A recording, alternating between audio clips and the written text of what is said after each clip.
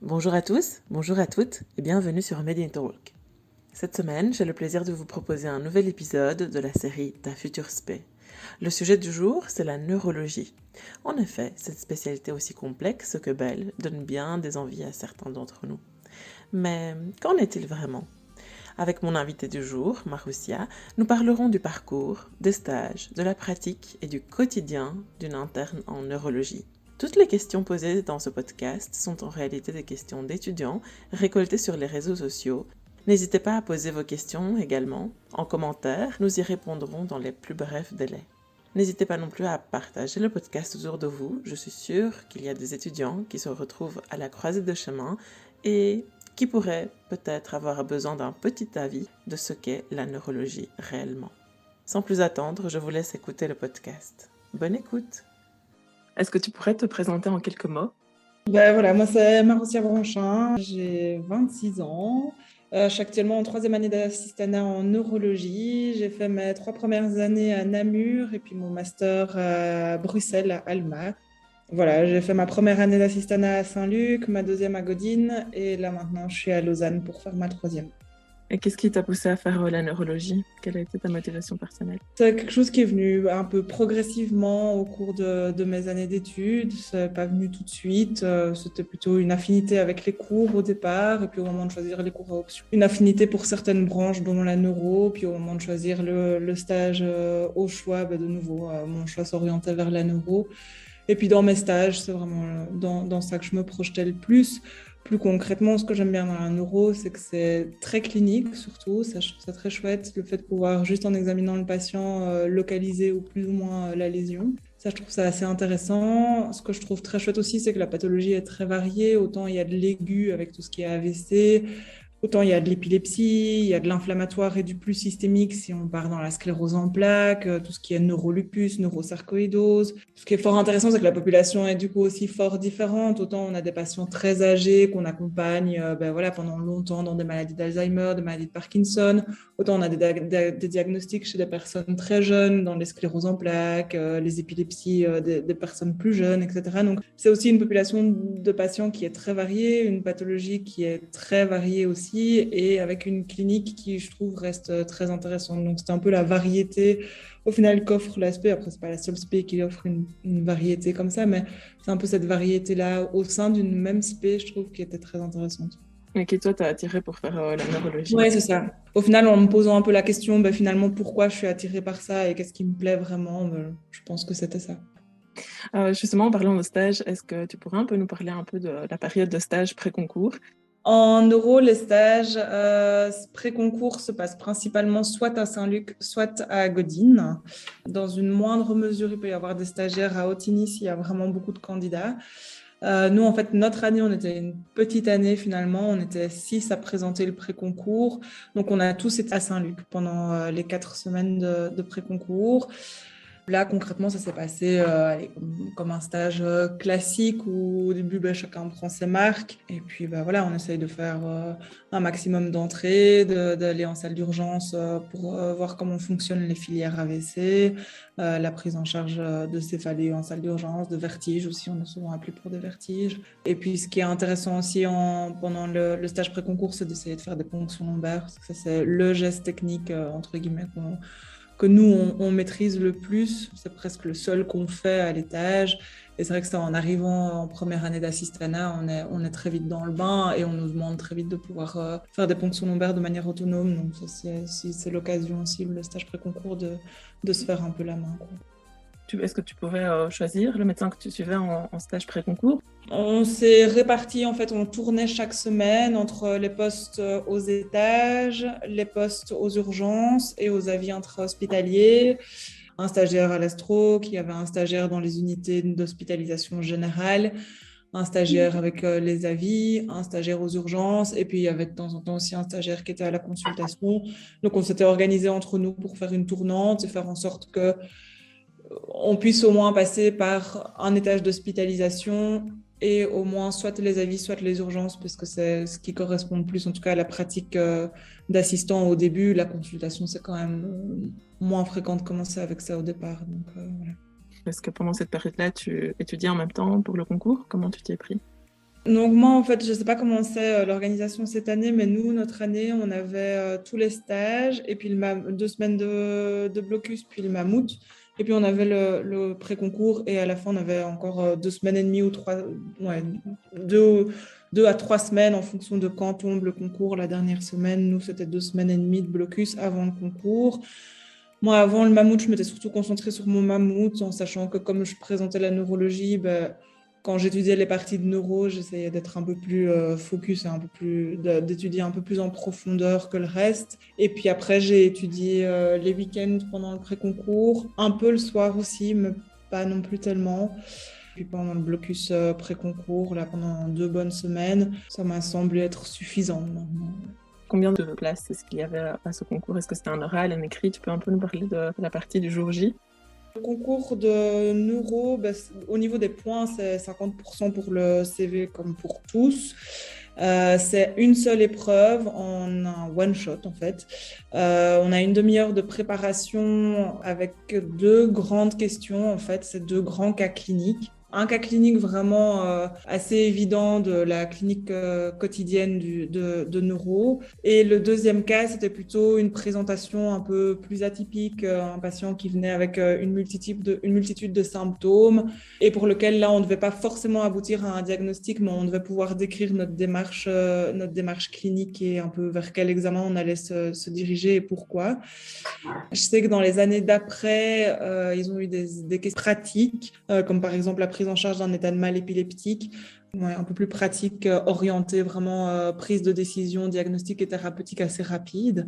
Ça, nous, c'était pas trop le cas. Et les années d'avant moi, il y avait certaines questions vraiment sur des raretés. Et après ces 2 questions-là, il y a une brève interview, mais c'est vraiment très bref. En gros, moi, la question qu'on m'a demandé, c'est pourquoi moi, je serais une meilleure neurologue que d'autres. C'est pas vraiment une grosse interview motivationnelle. Et donc, c'est 30 minutes de préparation et puis plus ou moins 30 minutes d'oral où ils balayent tout d'un coup, quoi. D'accord. Et c'est plusieurs professeurs qui t'interrogent ou c'est un seul? Alors, non, c'est plusieurs. C'est une bonne partie de l'équipe de Saint-Luc. Donc, il y avait M. Ivanouiou qui est le président de concours et puis qui est aussi le maître de stage coordinateur de l'assistanat. Il y avait le professeur Van der Meren qui, lui, vient de Godin. En tout cas, à mon époque, c'était le seul externe de Saint-Luc qui était présent au concours. Et puis après, il y en avait encore 4-5 de Saint-Luc, des patrons de Saint-Luc. Vous apprendrez rapidement à connaître si vous passez par là. Et alors toi, tu as été prise, félicitations, c'est déjà un grand cap. Est-ce que tu pourrais nous dire, dans ton année, s'il y a eu des personnes qui n'ont pas été prises dans les années précédentes, avant toi, est-ce que tu as eu un peu des échos pour se faire démarquer en fait? Alors, ben, moi, dans mon année, comme j'ai déjà dit, c'était une petite année. Donc, on était 6 à présenter le pré-concours et puis finalement 5 le jour du concours. Et on nous avait annoncé 4 places, en gros. Au départ, 3. Et puis pendant le concours, on nous en a annoncé 4. Donc, en passant à 5, on était assez sûr de presque tous être pris. Souvent, ils annoncent un nombre de places assez limité qui augmente par la suite. Ici, les dernières années, ils ont même parfois pris 7, 8, 9 assistants avec plus d'assistants qui étaient pris que de certains qui n'étaient pas pris, mais ça arrive quand même chaque année, en tout cas les grosses années, qu'il y en ait 2, 3 qui ne soient pas pris. En fait, pendant le pré-concours, pendant le stage pré-concours, on est beaucoup avec les assistants et c'est vrai que c'est les assistants qui évaluent après. Et moi, j'ai eu l'occasion d'avoir des stagiaires pré-concours et à Saint-Luc et à Godin. Et c'est vrai qu'en fin de stage, c'est vers nous que les maîtres de stage se tournent pour un peu avoir un feedback de comment a été le stage de chaque stagiaire et d'essayer un peu de voir qui s'est un peu plus démarqué qu'un autre. Je pense pas qu'il y ait vraiment de grosses façons de se démarquer en neuro. En tout cas, je sais qu'il y a certaines spécialisations où c'est très bien d'avoir fait un mémoire dans telle ou telle spécialisation, etc. En neuro, c'est pas vraiment le cas. Mm-hmm. Simplement montrer qu'on est intéressé, pardon, et d'être proactif au stage pré-concours, de tenir compte des remarques, surtout pendant le stage pré-concours, et puis d'étudier, je dirais assez raisonnablement son concours. Après, c'est pas des questions. Et surtout de pouvoir argumenter en fait la démarche clinique et ce qu'on propose aux réponses du concours. D'accord. Toi, tu avais fait un mémoire, un portfolio? Un portfolio. Un portfolio. Et sans indiscrétion, ta moyenne Alors, je la connais plus par cœur, mais il me semble qu'elle était aux alentours de 41. D'accord. On pourra avoir une idée pour ceux qui Sur veulent. 50, du coup, ouais. J'avais 41, plus ou moins 41 points de CV. Je ne sais plus exactement par cœur. Mais... D'accord. On va un peu parler de la première année d'assistanat. Donc, après ce concours qui est passé, en termes d'organisation, comment s'articulent les années d'assistanat? Est-ce que tu pourrais nous parler un peu des centres universitaires, des services obligatoires? Comment est-ce que ça s'agence tout ça? Alors, en euros, déjà, c'est 5 années d'assistanat. Comme je pense pour la plupart des assistanats, c'est obligatoirement une année en universitaire et puis une année en périphérique, donc en hôpital non universitaire, le reste étant complètement libre. Il y a la possibilité aussi de faire, je pense, au moins 6 mois, si pas une année dans une spécialité autre. Avant, c'était la psychiatrie. Une année de psychiatrie était obligatoire. Maintenant, elle est plus obligatoire, mais du coup, ça laisse encore la porte ouverte à pouvoir faire une année d'une autre spécialité pour qui veut. Je sais qu'à l'époque, il y avait une assistante qui est passée 6 mois aux soins intensifs, par exemple, pour voir un peu des soins intensifs neuro, etc. C'est l'avantage de l'assistanat neuro, c'est qu'il est assez souple. On n'a pas de plan de stage qui est prédéfini. Ça se redéfinit chaque année. Souvent, on commence par des hôpitaux périphériques. Maintenant, il y a toujours un premier qui commence à Saint-Luc. Il y a toujours un premier qui commence à Godin aussi, de manière traditionnelle. Un ou deux à Saint-Luc et un à Godin. Et puis, les autres sont répartis dans les hôpitaux périphériques. Dans les premières années, donc grosso modo jusqu'à la 3e, on fait beaucoup d'étages et on donne d'avis et d'urgence à partir de la 2-3e surtout. Et puis les dernières années, en 4-5e, là en général, ils essayent de nous rapatrier un peu dans les centres universitaires, notamment à Saint-Luc où il y a quand même 10 places d'assistanat. Et puis c'est à Saint-Luc qu'il y a pas mal de postes plus techniques aussi, où là on nous forme à l'EMG, à l'EEG, au potentiel évoqué, au Doppler des carotides, ça c'est plutôt à Montgodin, et où du coup dans les dernières années on a des programmes plutôt de consultation et moins d'étages, quoi. C'est plus ou moins comme ça que ça s'organise. Maintenant, c'est très variable, ça reste variable d'un assistant à l'autre, évidemment. Tu parlais tout à l'heure de la formation, donc est-ce que tu as une formation continue ou alors c'est toi-même qui choisis les formations auxquelles tu veux te former? On a des formations continues obligatoires interuniversitaires. Ça représente 3 ou 4 samedis matins par an. On a également la possibilité de participer à un diplôme interuniversitaire d'épilepsie. Ça, c'est sur 2 ans, qui donne lieu à un diplôme à la fin. Et puis, pour le reste, c'est plutôt des conférences un peu plic-ploc où un tel hôpital fait un symposium, un tel hôpital fait un staff, etc., etc. Il y a les staffs, le jeudi soir, par exemple, Saint-Luc fait un jeudi sur 2, Saint-Luc fait un grand staff où ils font une revue de littérature ou un truc comme ça qui est accessible à tous les neurologues de Wallonie en vidéoconférence maintenant. Mais ce qui est purement obligatoire, c'est ces 3-4 demi-journées de cours interuniversitaires par an. Donc au final, c'est pas grand-chose. Tu ressens le besoin peut-être parfois de renouveler ou de rafraîchir tes connaissances, ou c'est vraiment l'apprentissage se fait en clinique, en suivant tes maîtres de stage et en demandant à droite à gauche? Il y a beaucoup d'apprentissage qui se fait de manière un peu autodidacte. Voilà, on est un peu jeté dans le grand bain et puis il faut se débrouiller, il faut apprendre à faire ses armes. Les autres assistants sont vraiment d'une grande aide, en tout cas moi ça l'a été, et j'ai l'impression que quand j'ai commencé à être un peu plus âgée, notamment l'année passée, ça a aussi été une grande aide pour mon co-assistant qui était en première. Poser entre guillemets sur les autres assistants, c'est assez important. Moi, je sais que je pouvais poser toutes mes questions aux seniors avant de les poser au cadre si nécessaire. C'est vrai qu'au départ, on apprend beaucoup de la clinique et on affine un peu notre sens clinique, ce qui est hyper important.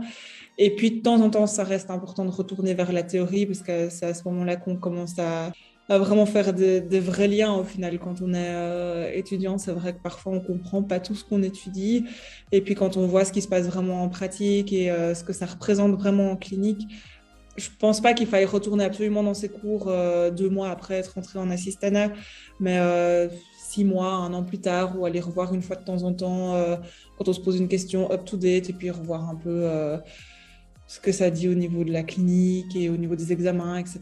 Pour voir si finalement ce qu'on fait nous en pratique clinique correspond vraiment aux guidelines et si on ne pourrait pas améliorer ça. Je pense que ça reste intéressant au moment. Tu parlais de la supervision des maîtres de stage tout à l'heure. Est-ce que tu pourrais nous raconter un peu ton premier mois d'interne?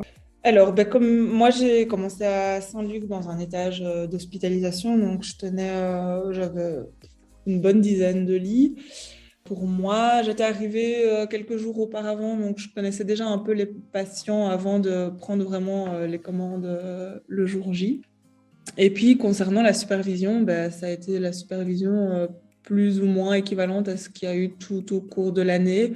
Donc, il n'y a pas forcément une supervision plus renforcée de la part des superviseurs, même si voilà, ils sont toujours au bout du fil et ils savent que les premières semaines, les premiers mois, ils vont potentiellement être plus sollicités et ils nous en veulent jamais de téléphoner. Et moi, j'ai jamais eu de problème, j'ai jamais été reçue, on va dire, de manière désagréable par un superviseur parce que je téléphonais une fois de trop à son goût. Maintenant, je sais que voilà, moi, je partageais le bureau avec une co-assistante plus âgée. Et les premiers jours, les premières semaines, je lui posais beaucoup de questions, même en termes de gestion de médecine interne, parce qu'on a parfois des patients qui ont aussi des problèmes internistiques. Des petites choses comme ça, où c'est vrai que là, les superviseurs de neuro qui n'ont plus fait des tâches depuis un petit temps, ils sont un peu moins à l'aise aussi en tout ce qui est de gestion de petits soucis internistiques. Et puis, c'est vrai que ça m'a beaucoup aidé d'avoir ma co-assistante quand j'avais un doute. Même, elle est venue examiner certains patients avec moi quand j'avais des doutes sur telle ou telle petite chose. Mais c'est vrai qu'en termes de supervision de la part des patrons, c'est comme le reste de l'année, comme si on était un peu plus âgé. Alors, quand ils viennent faire le tour, ils sont peut-être un peu plus vigilants à aller bien jusqu'au bout des choses avec nous. Mais je veux dire, en termes de présence, j'ai pas eu une supervision beaucoup plus présente physiquement que dans le reste de l'année. Maintenant, que ce soit au début ou plus tard, on sait qu'on peut toujours appeler et demander aussi aux autres assistants. Donc ça, c'était important. Qu'est-ce que tu avais comme responsabilité? Je suppose que c'était plus ou moins comme un médecin neurologue qui travaillait à l'étage, mais est-ce que tu faisais plus de choses ou moins de choses que les autres médecins? C'est-à-dire que les autres médecins? Par exemple, est-ce qu'il y avait des actes techniques ou certaines pathologies que tu ne prenais pas en charge dans les premiers temps? Ah non, on fait, en tout cas là où moi j'ai été, on fait tout de suite. Les ponctions lombaires, comme j'étais venue 2-3 jours avant, par exemple, j'en avais eu l'occasion d'en refaire. Donc ça roulait. Et on prend absolument en charge toutes les pathologies. On fait tourner l'étage comme si, moi je veux dire, au début de mon assistanat, je faisais tourner l'étage. En tout cas, les patients qui arrivaient dans l'étage, c'était exactement les mêmes patients qu'à la fin de ma première année ou qu'au début de ma deuxième. Il n'y avait pas de filtre parce que j'étais en première où il n'y avait pas de filtre. Et ça s'est passé pareil pendant ma deuxième année par rapport à mon co-assistant de première. Les patients sont là, il faut les prendre en charge et voilà, il n'y a pas de filtre. Et pour les gardes, il n'y avait pas de filtre non plus. Moi, j'ai été de garde dès ma première semaine aux urgences. Et voilà, on ne choisit pas évidemment qui arrive ou qui n'arrive pas. Simplement, le superviseur est au courant que c'est la première garde et il est disponible. D'accord. Alors justement, en parlant de garde, combien de gardes est-ce que tu faisais? Alors, c'est très variable d'un endroit à l'autre parce que ça dépend du système de garde et du nombre d'assistants. Par exemple, à Saint-Luc, c'est 10 assistants et la garde se fait sur place. Donc, on avait une garde sur place de 24 heures, un jour sur 10, grosso modo. Maintenant, ça, c'est plutôt l'exception que la règle. En général, les gardes de neuro sont plutôt des gardes rappelables parce qu'on est des plus petits pools d'assistants que ça. En général, c'est 2, 3, 4 assistants au maximum. Et donc, on est sur des systèmes de garde rappelables. Donc, moi, par exemple, l'année passée, j'avais une garde rappelable par semaine et un week-end sur 5. Où là, on était de garde tout le week-end en étant rappelable. Donc là, voilà, c'est les urgentistes par contre qui prennent en charge en première intention. Et puis nous, on est appelé uniquement en cas de besoin. Donc c'est fort variable. Maintenant, la règle, c'est plutôt la garde rappelable. Il y a d'autres centres comme Otigny, par exemple, c'est moins fréquent, où les assistants de neuro font pas les gardes de neuro, mais font les gardes de médecine interne. Donc ils tournent dans le pool de garde de médecine interne. Donc là, ils ont une garde toutes les 30-35 parce que le pool est beaucoup plus important, mais ils ne font pas des gardes de neuro, ils font des gardes de médecine interne sur place. Voilà, chaque hôpital a un peu sa popote interne. De manière générale, c'est plutôt des gardes rappelables et on a grosso modo, de manière globale, je dirais quand même 3-4 gardes par mois. Les horaires types pour un assistant en neurologie, ce serait lesquels? C'est grosso modo des horaires équivalents à ceux de la médecine interne. Donc, la neuro, en tout cas, les premières années d'assistanat, c'est de la médecine d'étage. Donc, c'est comme la médecine interne, 8h30. Bon, 18h, c'est un peu utopique de se dire qu'on part tous les jours à 18h, surtout au début. 8h30 jusqu'à... Moi, ma première année, ça m'est arrivé de quitter l'hôpital à 20h30, 21h plusieurs fois.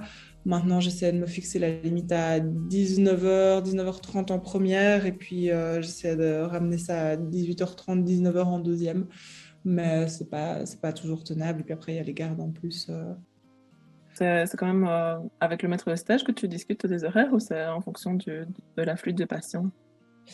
Bref, ce qui se passe, c'est que les horaires début et fin sont dictés un peu le début par soit la remise de garde, soit le tour avec les infirmières.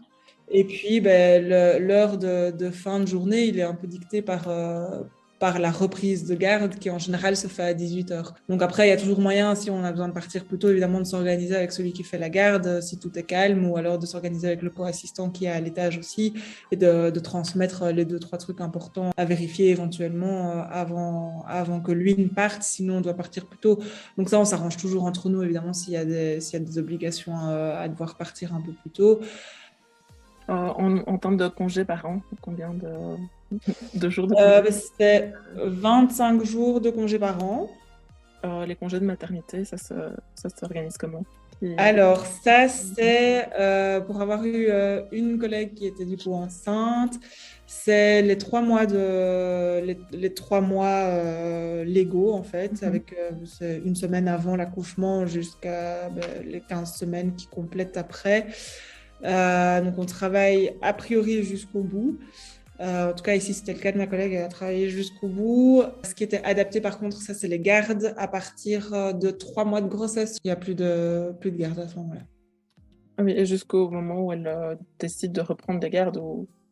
Non, du coup, quand elle est revenue après ces 3 mois de congé maternité, là, par contre, Oui. elle a repris les gardes directement.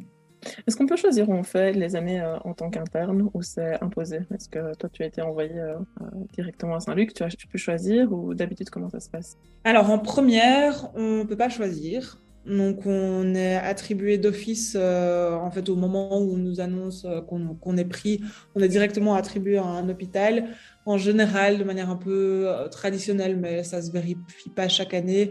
Le premier et ou le deuxième, si c'est une grosse année, en général, alors ils en prennent 2 à Saint-Luc. Le deuxième va plus traditionnellement à Montgodine. Les suivants sont un peu répartis dans les hôpitaux non universitaires.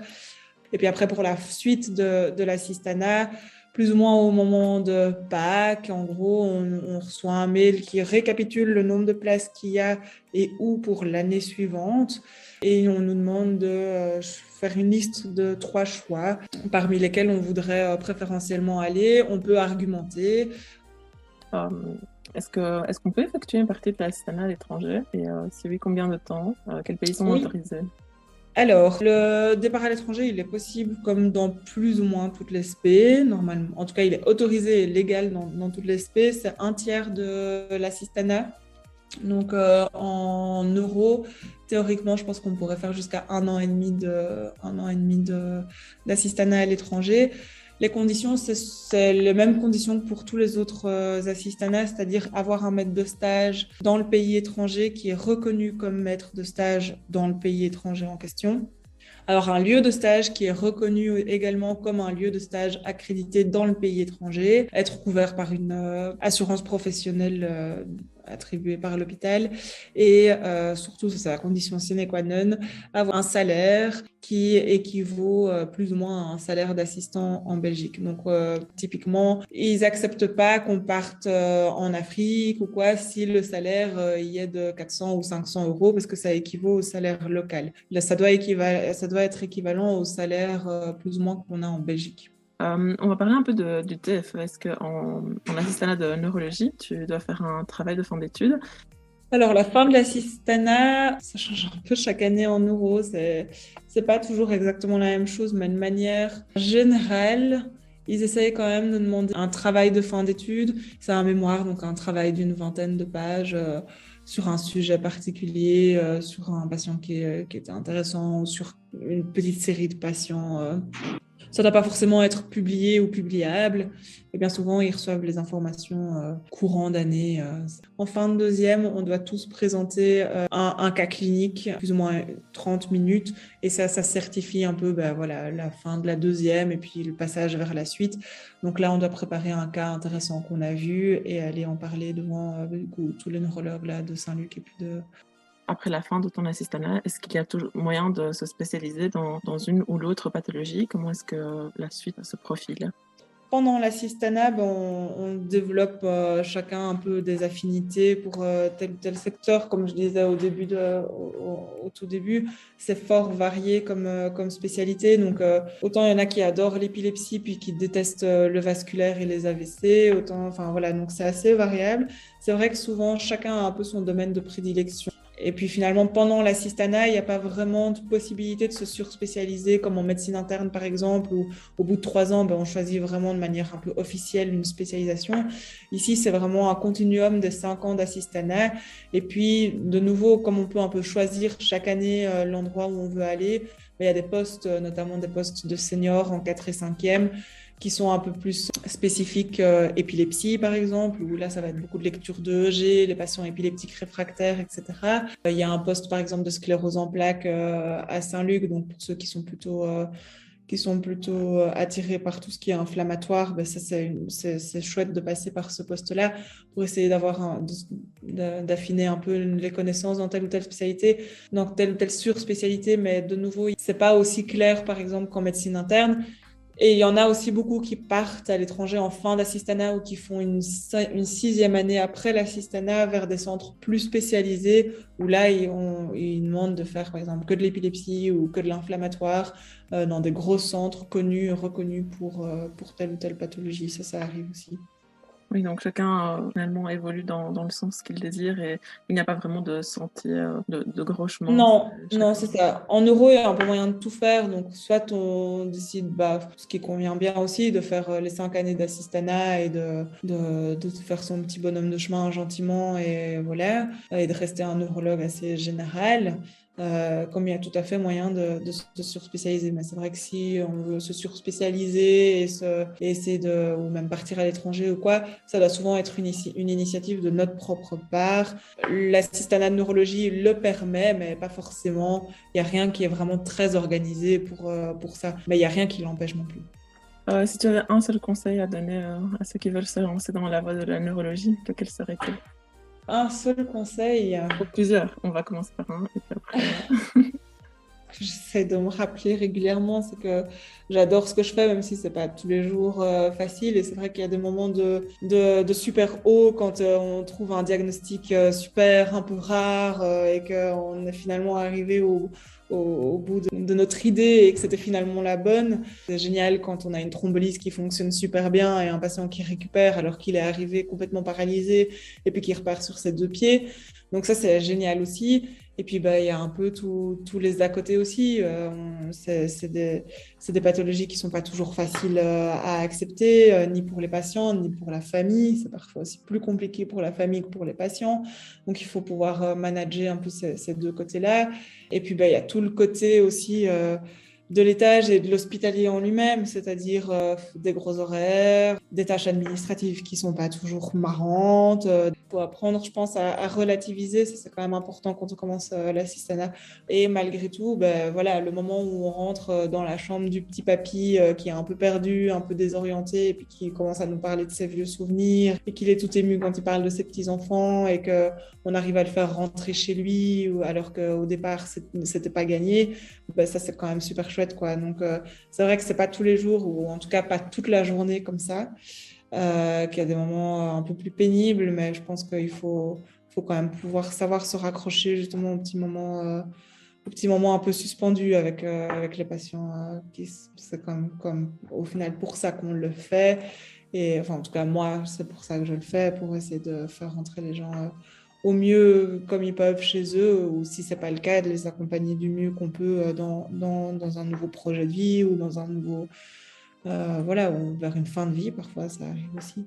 Et je pense que voilà, c'est important aussi de se poser les bonnes questions, de savoir ce qu'on recherche vraiment dans une spé, pouvoir à un moment donné se dire, même si on a un bon feeling avec une spé, moi c'est un peu ça que j'ai eu finalement, j'avais un bon feeling avec la neuro, et puis à un moment donné je me suis dit, ok, mais pourquoi j'ai un bon feeling avec la neuro, qu'est-ce que j'aime bien dans la neuro? Ça, je pense que c'est important aussi d'être un peu plus rationnel dans la raison pour laquelle on aime bien quelque chose, et pouvoir peser quand même le pour et le contre avant de passer un concours, et essayer de rationaliser un peu les bonnes raisons pour lesquels on aime bien, ou peut-être, enfin voilà, essayer de rationaliser un peu les choix. Moi, je pense que ça m'a aidé en tout cas au moment de choisir mon assistana, et ça m'aide toujours encore maintenant en fait. D'accord. Merci beaucoup, Marou, pour tous tes conseils. C'est vraiment très enrichissant. On découvre la neurologie sous un autre angle, celui vécu par les assistants. Merci à Marousia d'avoir participé à ce podcast. C'était un réel plaisir d'échanger sur la neurologie. J'espère que toutes ces informations vous auront aidé et je vous invite, si vous avez des questions, à les mettre dans les commentaires. Je vous invite également à me dire quelles autres spécialités vous intéresseraient d'entendre. N'hésitez pas à partager ce podcast autour de vous. Je suis certaine qu'il y a des étudiants qui sont à la croisée des chemins et qui hésitent entre l'une ou l'autre spécialité. Quant à nous, on se retrouve tout bientôt dans un nouvel épisode d'A Futur Spé. D'ici là, soyez motivés de réussir, curieux, soyez made in talk.